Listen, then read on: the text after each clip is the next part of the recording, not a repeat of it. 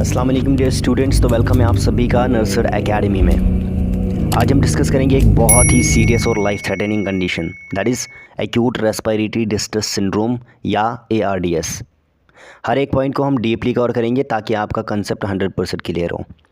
तो बिना किसी देरी के स्टार्ट करते हैं डेफिनेशन से। सबसे पहले समझते हैं कि ARDS का मतलब क्या होता है।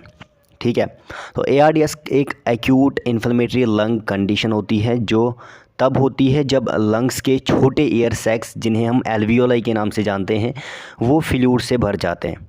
ठीक है, नॉर्मल कंडीशन में एल्वियोलाई ऑक्सीजन को ब्लड में ट्रांसफ़र करते हैं और कार्बन डाइऑक्साइड को बाहर निकालते हैं। ठीक है, लेकिन ARDS में फ्लूइड के जमा होने की वजह से ये गैस एक्सचेंज प्रोसेस जो है अफेक्ट हो जाता है। ठीक है, थोड़ा सा रिवाइज़ करता हूँ। नॉर्मल कंडीशन में एल्वियोलाई ऑक्सीजन को ब्लड में ट्रांसफ़र करते हैं और कार्बन डाइऑक्साइड को बाहर निकालते हैं, लेकिन ARDS में फ्लूइड जमा होने की वजह से ये गैस एक्सचेंज प्रोसेस जो है अफेक्ट हो जाता है। ARDS जो है एक्यूट रेस्पिरेटरी डिस्ट्रेस सिंड्रोम के 3 मेन फीचर्स होते हैं। पहला, पुअर ऑक्सीजनेशन, मतलब पेशेंट का ऑक्सीजन ब्लड में बहुत लो हो जाता है, that's called as hypoxemia, low oxygen saturation और poor oxygenation in the blood. दूसरा, पल्मोनरी इन्फिल्ट्रेट्स। ठीक है, इसमें क्या होता है कि एक्सरे या CT स्कैन में लंग्स में फ्लूइड डिपॉजिट्स और इन्फिल्ट्रेट्स दिखते हैं। ठीक है, जो कि ARDS में फ्लूइड जमा होने की वजह से होता है। तीसरा, एक्यूट ऑनसेट। ठीक है, सिम्टम्स रैपिडली डेवलप होते हैं कुछ आवर्स या फिर डेज़ में ही। किसके? ARDS के। ये कंडीशन जो है मोस्टली ICU पेशेंट्स में देखी जाती है और अगर टाइमली ट्रीटमेंट ना मिले तो ये ARDS जो है लाइफ थ्रेटनिंग भी हो सकती है। बात करते हैं ईटियोलॉजी की। ठीक है, ईटियोलॉजी और causes of acute respiratory distress syndrome. ARDS के 2 प्राइमरी कॉजेज़ होते हैं, that is direct lung injury और इनडायरेक्ट लंग इंजरी। इन दोनों को हम स्टेप बाय स्टेप समझते हैं। स्टार्ट करते हैं डायरेक्ट लंग इंजरी से। डायरेक्ट लंग इंजरी तब होती है जब लंग्स डायरेक्टली किसी हार्मफुल फैक्टर की वजह से डैमेज होते हैं। फॉर एग्जांपल, कुछ एग्जांपल्स की हेल्प से हम समझेंगे यहाँ पे। पहला, एस्पिरेशन, जब वॉमिट, फूड पार्टिकल्स या फिर स्टमक कंटेंट्स लंग्स में चले जाते हैं तो एल्वियोलाई जो है डायरेक्टली डैमेज हो जाते हैं। फॉर एग्जांपल, जब एक अनकॉन्शियस पेशेंट प्रॉपरली पोजीशन में नहीं होता तो एस्पिरेशन का रिस्क जो है उन पेशेंट्स में ज़्यादा होता है।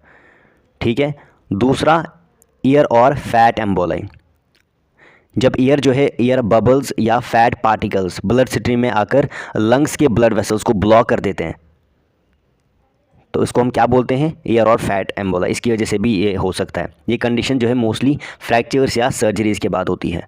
तीसरा, लंग कंट्यूजन, इसका क्या मतलब है? किसी ब्लंट ट्रॉमा या फिर एक्सीडेंट की वजह से लंग्स पर इंजरी होती है तो उसको हम लंग कंट्यूजन बोलते हैं, जिसकी वजह से भी जो है ARDS का रिस्क बढ़ता है। चौथा, निमोनिया, सीवियर बैक्टीरियल या वायरल इन्फेक्शन जैसे COVID-19 एल्वियोलाई को इन्फेक्ट और डैमेज कर सकती हैं। ठीक है, देन उसके बाद fifth, smoke inhalation, fire accident या हार्मफुल केमिकल्स इनहेल करने की वजह से लंग्स डैमेज हो जाते हैं। छठा, टॉक्सिक इन्हेलेशन, पॉइजनस गैसेस या हार्मफुल इंडस्ट्रियल केमिकल्स का एक्सपोजर लंग्स के डेलिकेट टिश्यूज़ को डायरेक्टली जो है डैमेज करता है और ARDS का रिस्क जो है बहुत ज़्यादा बढ़ जाता है। नाउ बात करते हैं इनडायरेक्ट लंग इंजरी। पहला क्या था? Direct lung injury. अब क्या है? Indirect lung injury. इसका क्या मतलब है? इस कैटेगरी में लंग डैमेज किसी दूसरी सिस्टमिक कंडीशन की वजह से होता है। लंग्स खुद की वजह से लंग्स में कोई प्रॉब्लम नहीं होती, प्रॉब्लम कहीं और है और अफेक्ट हो रहे हैं लंग्स। ठीक है, फॉर एग्जाम्पल से समझेंगे। जैसे हमने डायरेक्ट लंग इंजरी समझा। पहला, शॉक और बर्नर्स, सेवियर बर्नर्स या सेप्टिक शॉक की वजह से बॉडी का इन्फ्लेमेटरी रेस्पॉन्स जो है लंग्स को डैमेज करता है। दूसरा, एक्यूट पैनक्रियाटाइटिस। क्या?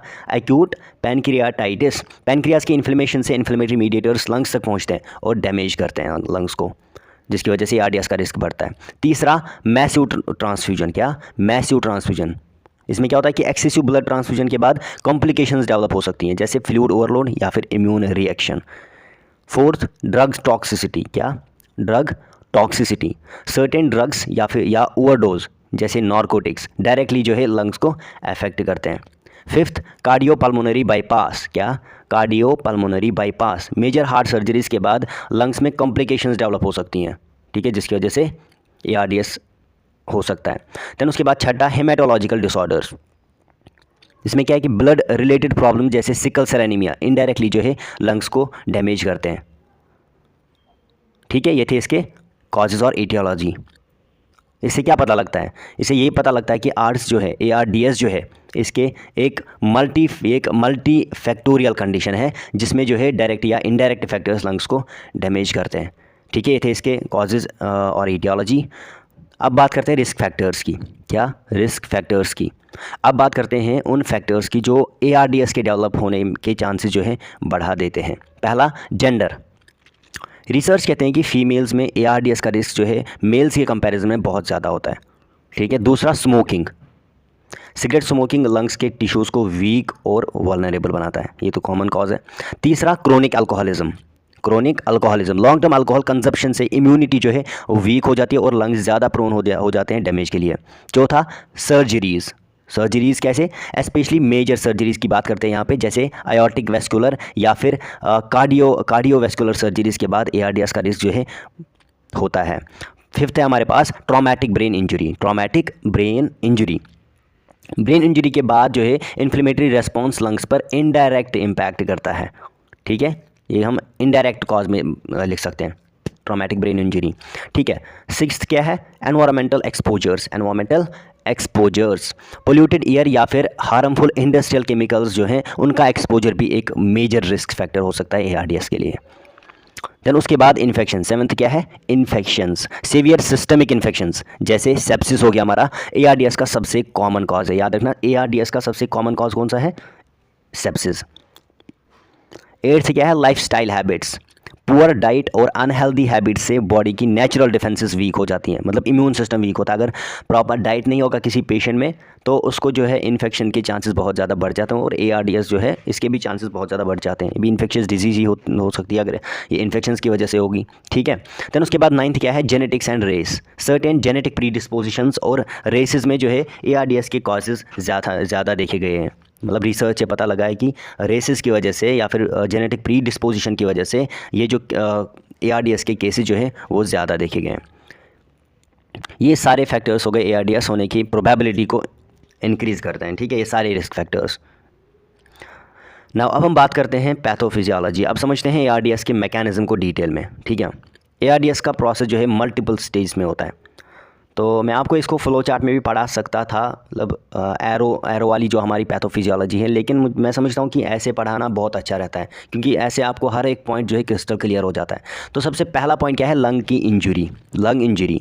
कोई भी डायरेक्ट या फिर इनडायरेक्ट लंग इंजरी होने के बाद लंग्स का एपिथेलियम और एंडोथेलियम डैमेज हो जाता है। सी फॉर एग्जाम्पल निमोनिया या सेप्सिस की वजह से लंग्स के कैपिलरीज और एल्वियोलाई डैमेज हो जाते हैं। देन उसके बाद क्या होगा? Inflammatory response. क्या होगा? Inflammatory response. ये दूसरा स्टेप होगा हमारी पैथोफिजियोलॉजी का। इसमें क्या होगा? डैमेज होने पर अभी डैमेज हो चुका है, पहला क्या था? लंग इंजरी, मतलब डैमेज हो गया। तो डैमेज होने पर इन्फ्लेमेटरी सेल्स जैसे न्यूट्रोफिल्स हो गए वो एक्टिवेट होते हैं और केमिकल्स जैसे फॉर एग्जांपल साइटोकाइंस रिलीज करते हैं जो और ज़्यादा इन्फ्लेमेशन कॉज करते हैं। जो मैंने आपको COPD मैंने इससे पहले पढ़ाया था, वहाँ पे भी इन्फ्लेमेटरी प्रोसेस जब हो रही थी तो कुछ केमिकल साइटोकाइंस जो हैं उस इन्फ्लेमेशन को और ज़्यादा परपेचुएट करते हैं। ठीक है ना। देन उसके बाद तीसरा पॉइंट क्या है हमारे पैथोफिजियोलॉजी का? Alveolar fluid accumulation.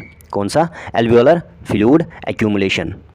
अब इसमें क्या होगा? कैपिलरी और एल्वियोलाई के बीच का बैरियर जो है वो ब्रेक डाउन हो जाता है जिसकी वजह से प्रोटीन रिच फ्लूइड एल्वियोलाई में लीक होने लगता है। देन उसके बाद क्या होगा? जैसे ही फ्लूइड लीक हुआ एल्वियोलाई में तो क्या होगा? सर्फेक्टेंट लॉस हो जाएगा। लंग्स के टाइप 2, ये फोर्थ स्टेप है, surfactant loss of surfactant. Lungs के टाइप 2 सेल्स जो हैं जो सर्फेक्टेंट बनाते हैं डैमेज हो जाते हैं। ठीक है। सर्फेक्टेंट के बिना जो है एल्वियोलाई कोलैप्स हो जाते हैं क्योंकि इनकी इलास्टिसिटी सर्फेक्टेंट की वजह से ही होती है।